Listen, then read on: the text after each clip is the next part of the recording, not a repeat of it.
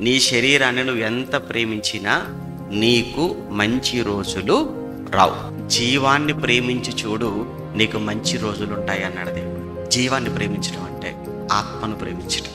జీవాన్ని ప్రేమించటం అంటే దేవుణ్ణి ప్రేమించటం. జీవాన్ని ప్రేమించటం అంటే రాబోయే లోకం, పరలోకాన్ని ప్రేమించటం. జీవాన్ని ప్రేమించటం అనంటే సంఘాన్ని ప్రేమించటం. జీవాన్ని ప్రేమించటం అంటే సహవాసములో ఉండటం. అంటే నీకు నీ జీవం పట్ల ప్రేమ ఉందో లేదో అనే సంగతి మాకు అర్థమైపోతుంది. ఎప్పుడు తెలుసా?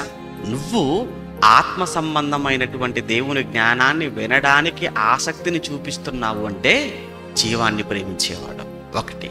2, దేవుడు అనేటప్పటికీ నీకున్న పనులు, నీకున్న కార్యక్రమాలన్నీ ప్రక్కన పెట్టి దేవుని కొరకు పరుగున వస్తున్నావు అని అంటే జీవాన్ని ప్రేమిస్తున్నావని అర్థం. అలానే పరలోకం, ఈ లోకం శాశ్వతం కాదు.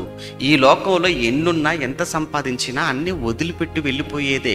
ఈ లోకమే శాశ్వతం కాదు, రాబోయే లోకం శాశ్వతం, అది పరలోకం. నాకు ఆ లోకం కావాలి అన్న ఆలోచనతో నువ్వు బ్రతుకుతున్నావు చూసావా? అది నువ్వు జీవాన్ని ప్రేమించటం అంటే.